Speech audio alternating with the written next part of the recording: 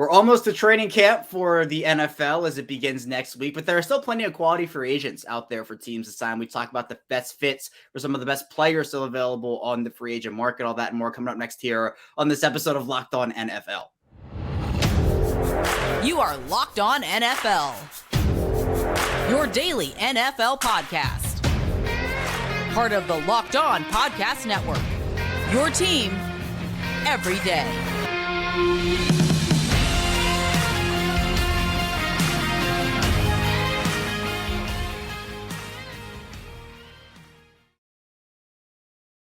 Welcome into another edition of the Locked On NFL podcast, your daily NFL podcast here. I am Kevin Oestreicher of Locked On Ravens. He is Lorin Cox of Locked On Bears, and we are here on the Locked On Podcast Network, your team every single day. Thank you so much for being here with us, tuning in and making us your first listen each and every day on Locked On NFL, free and available all podcasting platforms, including over in video form on YouTube. We bring you the best NFL daily analysis every single weekday, Monday through Friday. And Lorin, it's getting exciting now. We're almost into training camp season officially for all these teams here. I know there are still ways for these teams to improve as we're now seeing a bit of a string of action over the course of the last couple of days here as we head into the weekend. But with training camp coming up, this is an exciting season, I think, or at least it's going to be, and I can't wait for it personally.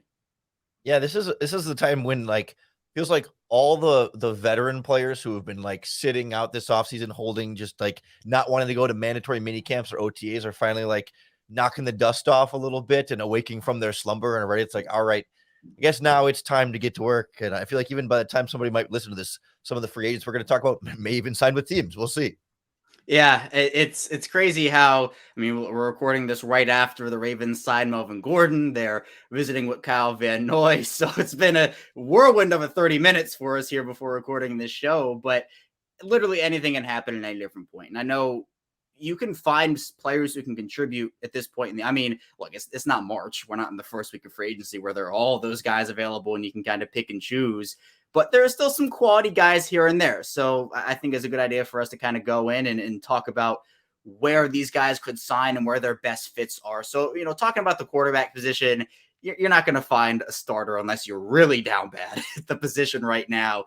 But I think a couple of teams maybe could. And I know one of the, I'd say more controversial quarterbacks available, Carson Wentz. Now, we know the arc of Carson Wentz. Obviously, a great start to his career and it's just fell off a cliff over recent seasons. He's been with the Colts and he's been with the Commanders, still a free agent out there. I think there are a couple teams that can maybe use a still fine backup, I'd say, who could maybe be a starter for a couple weeks. There are a few of those teams out there. If you had to maybe pick one of those, Lorin, where would you go? Yeah, it's funny as you think about teams in need of quarterback. If there was a spot where he could compete to be a starter, it's Washington. But obviously, that's just where he's been coming from. So not. I think that the bridge is not burned there, but not part of in the cards there. If I think of a team that could use a veteran backup quarterback, I don't think it's the team whose fan base would want this signing. And I try not to put on my Locked On Bears bias here, but the Green Bay Packers do not have a backup quarterback with any sort of experience. And I get the dynamic would be tough. You don't want it to seem like it's a lack of confidence in Jordan Love if you're signing a veteran like Carson Wentz, who has started a lot of games. But their quarterback depth chart right now is Jordan Love, Sean Clifford, who they just drafted this year out of Penn State, I believe, and then Danny Etling, the former undrafted quarterback from LSU. And they just signed USFL MVP Alex Mago. That's their entire quarterback depth chart. None of those players have really played any sort of meaningful NFL snaps. So it might be legitimately valuable to have someone like Wentz, who's been through a lot of some winning, certainly a Super Bowl, and also some really difficult career stretches. And I think he would have a lot of different perspective to be able to apply to help somebody like Jordan Love, who's also now dealing with a ton of pressure, a ton of expectations. I think Carson Wentz might have some decent advice for how to deal with that kind of situation. Yeah, I know the way that Carson Wentz is viewed right now. I think Bears fans, Lord, would probably be cheering if the Packers were to, or to. It reminds me, me being the Ravens guy. The Ravens signed Alejandro Villanueva a couple off seasons ago, and Pittsburgh fans were celebrating in the streets. They were like, "Oh, we're done with him. We're gonna play him twice a year," and they were right. He was terrible for the Ravens. So I think the Bears Packers thing. If the Bears were able to see the Packers go out there and sign a Carson Wentz, they'd be like, "Yes, this is exactly what they need." I'm going Arizona though, to me, because I feel like with Kyler, the timeline's pretty unclear for him. And right now they're dealing with Colt McCoy's their backup. There are a couple other players they have on their roster that maybe could start for them. But Wentz, I think, will be the most proven option, and he could be the starter for whether it's 4 weeks or 6 weeks or 8 weeks. I think Wentz is better than Colt McCoy. I think Wentz is better. And maybe they're not trying to compete. Maybe they're trying to maybe go for a Caleb Williams or a Drake May or one of those guys. And if Wentz gives them a good chance of winning, then they're going to say, you know what, Colt, go out there and play your hardest and see what you can get us in the draft in terms of positioning. They also have the Texans pick from that trade, so they're pretty well positioned draft capital wise. I'm going to go with Arizona there, but let's move on to running backs, Lorin. There are a lot of good ones. I think Dalvin Cook is the best out of the bunch still available. And look, we know what's going on with the running backs right now with the franchise tag deadline with Saquon and Josh Jacobs and those guys. I really like Miami for Dalvin Cook, though, personally. I think he would slot in there really well. I know it's like 3 AFC East teams that are vying for his services with the Dolphins, the Patriots, and the Jets. I know that I feel like the Patriots are my 2 and the Jets are the 3 for me. I just feel like the Jets don't necessarily need him as much as maybe the Dolphins or the Patriots do. I think Miami's going to be really good this year. I like them a lot. We'll get into that more in the second segment, but I think Cook just adds an element to them where they have Tua, who I think is going to take somewhat of a leap. They have Tyreek and they have Jalen Waddle. I think adding Dalvin Cook would add an element to that offense. But where are you with Dalvin Cook and what team you'd like to see him on? Yeah, I agree. Like the AFC East feels like the prime spot for him. So just to add some variety, I'll throw in the Denver Broncos just as a team that has kind of had that running back transition for a while. I know like a lot of big supporters of Javonte Williams, like who was injured most of last season, but really promising as a rookie. But like that depth chart, much like I was just talking about with the Green Bay, like experienced guys that you can rely on, like you can in Dalvin Cook. Not a lot of that there. They got Samaje Perine from the Bengals, who's a great third down back receiver out of the backfield, but Cook can be that sort of like second head of a double-headed monster in the backfield as a ball carrier, but also has some upside in other aspects of the game. And they don't really have a lot of other reliable depth there. And with running backs being cheap, as we were just talking about, you might as well add a veteran to that backfield to continue the free agent frenzy around Russell Wilson and really prop that whole offense up. Yeah, I think that's a solid option for him, actually. And, we can get into the Zekes of the world and, Leonard Fournette visited the Patriots. But to me, I think Dalvin is the best guy out of that bunch. But let's go over to defense now, Lorin, and talk about some of these edge rushers. But there are a lot of them, just like running back. I think edge is the most bountiful position when it comes to you can add some talent right now. I mentioned Kyle Van Noy visiting the Ravens. Maybe he's signed by the time you're listening to this out there. But you have Justin Houston, Jadeveon Clowney, Yannick Ngakoue. I think the Ravens are fits for all those guys, personally, because of the fact that Baltimore doesn't have a lot in their edge room proven talent. Afe Owe, David Ajabo, Tyus Bowser's the most proven guy there, but they're essentially 3 deep. They've lost 18 sacks from their team last season, and 9.5 of those were Justin Houston, so maybe just bring them back, and that automatically makes it fine again. But there are a couple other edge teams that would need edge rushers out there. Do you have one in mind outside of Baltimore that you'd like to see either any of those 3 go to? Well, I mean, of course, you got to talk about your team. I got to talk about my team. The Chicago Bears have the worst defensive line in the NFL right now. Absolutely, hands down. They do not have much as far as proven pass rushing in there. And it's tough if you're the free agent because, like, the Bears certainly have the most cap space. So if you want a 1-year deal with some real salary to come there, be a number 1 edge rusher, try and have a really strong season and then hit the market again, I think Chicago's a decent place. If you're a 34-year-old veteran, I don't know exactly how old Justin Houston is, but in that sort of range, and you want to go all in on a Super Bowl this year, maybe Chicago not quite as much of a premier destination there, but certainly opportunity for finance and opportunity for production. You'll be the number 1 and you'll be beloved this season in Chicago because it's all on you. It's the snaps available. Snaps are aplenty for our 2 teams there, Lorin. But what about Marcus Peters? Now, this is a Ravens guy who's played in Baltimore for a while. I know there were a lot, like early on, if you remember, when he was in Kansas City, it was a bunch of, off the field, the personality, he's not going to be able to fit in anywhere. He's one of those guys. One of my friends said this to me one time. He's a guy who you love him when he's on your team and you hate him when he's not because he talks a lot, but he backs it up. Now, last year was not a great year for him. Coming off the torn ACL in 2021, he admittedly struggled and very much so. But do you think there's a team out there that could benefit from using Peters this year?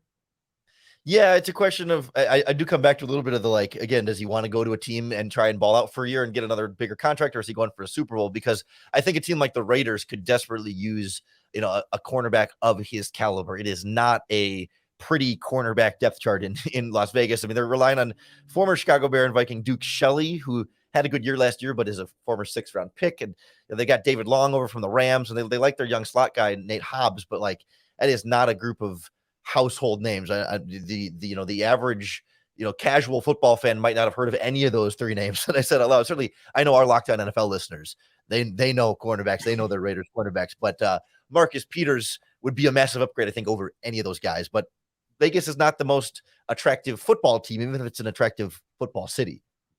Yeah, I we'll talk about this, but I consider them half a contender right now because I don't know what's going on with Jimmy G right now. Like we'll see if he plays for him, we'll see if he doesn't. But I'll go Tennessee here. I actually like them a little bit in terms of what they did with DeAndre Hopkins, but their defense with Kevin Byard, who was in the news recently for his contract, and also guys like Jeffrey Simmons, they have pieces there, but they've been really struggling at corner for multiple seasons now. They've tried with Caleb Fairley, Kristen Fulton, but these guys just can't stay healthy. They don't have a ton of depth. Guys like Roger McCreary are on their depth chart. Chris Jackson feels like he's been there forever, who I know Tyler Rowland, who's the host over at Locked On Titans, is not a huge fan of, but the Titans bringing over somebody like a Marcus Peters.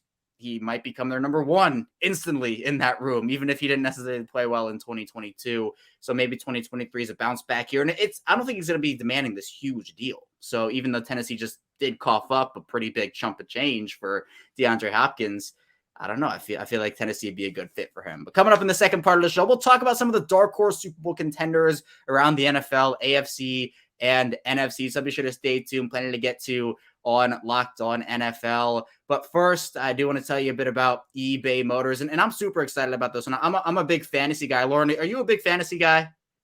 Oh yeah, big time. And I love Vinny Iyer to give us some good fantasy football advice on Locked On.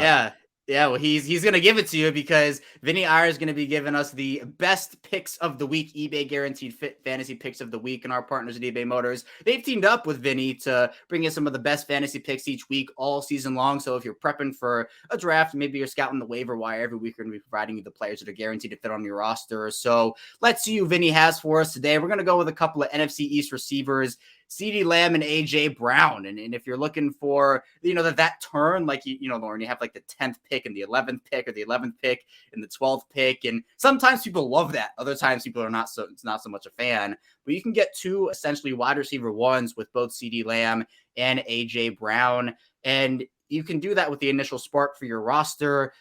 Pretty much a letter perfect guaranteed early fit. You can count on Lamb's driving with Dak Prescott and Dallas's new look passing game to big numbers, and Browns revving up Jalen Hurts' downfield throwing often again in Philadelphia this year. And, it's really exciting because Vinny from Locked On Fantasy Football is going to help you win your fantasy championship, and eBay Motors knows the championship team. It's about having each player be a perfect fit, and that's the same with your vehicle. With eBay Guaranteed Fit and over 120 million parts and accessories for a vehicle right at your fingertips, you can make sure your ride stays running smoothly. They have air filters, they have brakes, batteries, taillights. They really have it all. Their alternators, shocks, struts, you name it, eBay Motors has it, and they'll make sure it's the right fit for your car because eBay Guaranteed Fit helps you understand exactly what part you need for your vehicle the first time. So go forth, switch gears, crank the AC, and say goodbye to sweating if your ride needs a little fixing up, because now you'll always be set up for success from the get-go. With eBay Guaranteed Fit, everything your vehicle is calling for is just a click away. For the parts and accessories that fit your vehicle, just look for the green check, get the right parts, the right fit, and the right prices at eBay Motors. Let's ride. eBay Guaranteed Fit, only available to U.S. customers. Eligible items will exclusions apply. We're back here, our second segment of Locked On NFL. Kevin Oestreicher from Locked On Ravens still here with Lorin Cox from Locked On Bears. And Lorin, we talked about some of the teams, the contenders in the AFC and the NFC that could maybe add some top flight free agents for this upcoming year. But let's talk about just who those teams are right now. It seems like the AFC has just a couple more playoff contenders than the NFC does this year. Maybe just a few. I say there are 13 and a half teams, and that half team is the Raiders in the AFC that can be contenders. But the NFC has some contenders. Let's go AFC first, though, because when you're talking about playoff contenders, obviously we can talk about teams that are just like on the come up. Maybe they'll take a huge leap. But Super Bowl is a different story because you got to, 1, make the playoffs, and 2, have success throughout the playoffs. So I'll kick it off with one team. I mentioned them in the first segment. I think Miami is a dark horse Super Bowl contender to me. I love the addition of Jalen Ramsey. I think the offense, this is Mike McDaniel's second season now, or this is his second year, right? I think, or is it his third? I think it's his third already. I think, yeah, I think it's his third. Now that I'm thinking about it, I think it's his third. Regardless, a young head coach in Mike McDaniel who I think, there are some Dolphins fans who love him. There are other fans who are saying, get him out of the city right now. Second. It is a second. Okay, so I was right the first time. We're good.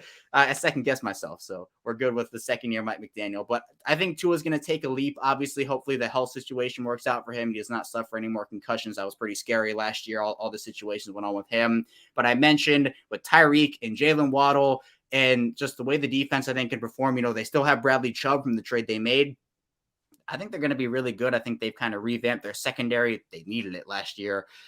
I think they're going to be really good this year. And that to me is a team that I think is definitely in the, if we're still saying the AFC East is Buffalo's division, which I don't see why we wouldn't. I think that the Dolphins are a team that not only are playoff contenders, but to me are Super Bowl contenders. I'm going to dig down into a team that certainly based on where they finished last season would make them a dark horse Super Bowl contender. A key word here is dark horse. Like, we're not saying these are the favorites by any means, Sure. but the Cleveland Browns to me are a team that I just feel like there's a path here where Deshaun Watson really gets back to Deshaun Watson's form, the way he played at Houston before we knew all the unseemly things he was doing on the side in Houston, because I like that supporting cast as being like good enough if Deshaun Watson is playing at a high level. I think, with Amari Cooper and the just drafted Cedric Tillman at receiver, they traded for Elijah Moore. They got Donovan Peoples-Jones. Like, there's enough to work with there, plus David Njoku at tight end. I think the offensive line added a couple pieces this offseason to feel like that's a pretty solid group with then, of course, Nick Chubb in the backfield. And defensively, you got Myles Garrett, Za'Darius Smith, and Ogbo Okonkwo is kind of a hidden gem there on that defensive line. You feel like they got a pass rush. Secondary has some nice young pieces in it too. Like, it feels like it's a stew that's slowly cooking, and that if Watson can really get back to Watson level play, which is a very real if, I think that's a team that can be making a much deeper playoff run and not be nearly as big of a disappointment as they looked last season. Yeah, I'm going to say, the way the AFC West went last year, I hyped them up all offseason. I said, this is the best division of football. The Chiefs won the championship, but the rest of the, Denver was a huge disappointment. The Chargers weren't as good as people thought they were, and the Raiders obviously weren't good either.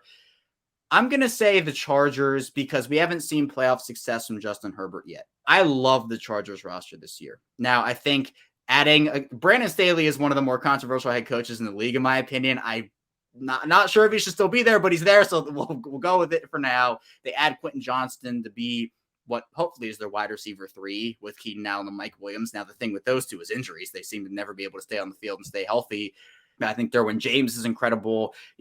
They have so many pieces on their roster, but the thing to me is the reason I'm calling them dark horse is because Justin Herbert has to take that next step. I think Herbert's really good. I think he's a top 10 quarterback, but is he ready to take the next step and lead the Chargers? Is Brandon Staley ready to be the guy, or is he just another coach that isn't the right fit? So I'm going to call the Chargers one of my dark horse contenders here. And I'll come back to you the same way you did with the Browns, where the Chargers are that team that seems like the last couple of seasons. It's like, this is the year that Justin Herbert takes that next step and the team goes far. And much like the Browns, like, things find ways to fall apart. And I think a lot of that has been injury. Like, I hate the analysis of just like, bad franchise has bad luck. Like, usually there's more of like a systemic issues behind that, with the Browns or the Lions or the Jaguars or now in this case, the Chargers continually just stumbling and losing games that they're not supposed to in weird situations. And it's hard to trust that like this is going to be the year that they stay healthy and that everything clicks. But I agree. Like, I do like a lot of the moves that they've made this offseason. I'll throw in the Jacksonville Jaguars as one other one, just since I mentioned them there among that team. Another like young quarterback, Trevor Lawrence. Let's take the next step with Calvin Ridley now in the mix there. They've slowly been building up that defense with draft picks over the time, like not like high draft picks, but slowly kind of, I guess in the last couple seasons, some higher picks. And then the offensive line, they bolstered again for him this offseason. So it feels like that they're getting a good core together there to take that leap. They still finished first in the division last season, but to take that leap from, AFC South contender, which is in a very impressive benchmark, to Super Bowl contender, I see them in that dark horse category too. I like the Titans too. I think for me, Tennessee is somebody talking AFC South. DeAndre Hopkins, I think, moved because I think the Titans were in a weird situation where we just didn't know their direction, like with Tannehill, Willis, and Levis. Tannehill's a guy. Now, the reason I call him dark horse is because I'm not so sure Tannehill can be a Super Bowl quarterback. Now, we've seen crazier things happen, right? But with Derrick Henry and DeAndre Hopkins, that duo in itself is incredible. And if Henry can stay on the field, if Hopkins can stay on the field, Treylon Burks now becoming the wide receiver too, I think is huge. So he doesn't have all this pressure on him entering year 2. But I think the defense has some pieces. And I'll give the NFC, I've only listed AFC teams, but I'll give the NFC some love. I'll say New Orleans. I'll go with the Saints. They add Derek Carr. Michael Thomas will hopefully play this year. I have him in Dynasty, and it's been a very trying time trying to get him on the field for my team. But with Chris Olave, the Kamara news, we'll figure out what happens with him. But they did bring in Jamal Williams, and he's somebody who I think can be either the number 2 guy to Kamara or can just take over while he's out. And then the defense still has talent. I mean, Tyrann Mathieu is entering year 2. They have a really good cornerback room led by Marshawn Lattimore. I like the Saints roster. I like a lot of these teams' rosters, but again, it's not just do you like their rosters. It's can they actually contribute on the field, and can they actually? It's not paper. I remember when, speaking of Cleveland, when Cleveland signed Odell, they signed Jarvis Landry. You remember when they were on all the covers of Sports Illustrated? They were dubbed the Super Bowl champs in like August, and then they completely flopped. You can't do that. You have to actually put it on the field, but maybe one of these teams will make a championship game or go a lot farther than some people anticipate. I'm excited to see who it is. Yeah, the Saints were the one NFC team I felt like I could get behind there too. Like I think, so like sometimes for some people, Atlanta Falcons are a fairly popular pick there, like as a a potential dark horse, or the Detroit Lions as teams that like feel like they could take that next step. But I'm just not a big believer in both, making any kind of rapid ascension. Like I think they can both be playoff contenders, but I don't see them being really like big time leap forward to take that next step. I largely don't have faith in either of their quarterbacks taking a next step. I think Jared Goff, in particular in Detroit, is going to regress a little bit this next season, despite having a good offensive coordinator. But yeah, I agree. Like it kind of Saints or bust for me if you're looking for a true dark horse. I know you can find Bears fans that would put them on that list, but I'm not ready to make them a dark horse Super Bowl team either. Yeah, as we head into break, I'll throw out one final, like this is the craziest dark horse you probably ever heard. I'll go Atlanta. I think I don't think they're actually going to make some noise. I think Desmond Ridder is one of the more improving guys in this league. But what if Desmond Ridder takes the leap? He has, Bijan, who I think is going to be Tyler Algier, also that 1-2 punch. Drake London's one of my favorite young receivers in the league. Their defense, I think, got a lot better. They bring in Calais Campbell, Jesse Bates, and I don't know. If we're talking like true crazy, like get out of here, dark horse, I'll say Atlanta. Do you have one of those? I mean, dare I say, like Justin Fields makes that Jalen Hurts level leap again? I don't think that's gonna happen. I never want to be the biased towards the team, but if Justin Fields really becomes that Jalen Hurts type player, we saw how that successful that was for the Eagles last season. I think the Bears are still a year away from that kind of a leap, but I do think they'll be more in the playoff contention this year and maybe competing for that 7th wildcard spot. And maybe if everything goes perfectly right, maybe they sign one of those free agent pass rushers we were talking about, or 2 of those free agent pass rushers we were talking about. Maybe you can get a little closer to that conversation. Yeah, maybe instead of trading away a guy like Roquan, they go and add one of those talent levels at the trade deadline, and we'll see what they do there. But coming up in the final part of the show, we'll talk about quarterback rankings. The Madden quarterback rankings came out. We'll talk about those and where we are personally with how the top 10 list, maybe a little further than that, is shaken out across leagues. Hope you should stay tuned. Play to live into on Locked On NFL. We're back rounding out a Friday edition of Locked On NFL. Kevin Oestreicher still here with Lorin Cox. And Lorin, ranking lists have been very popular over the course of these last couple of weeks. Obviously, the Madden rankings coming out.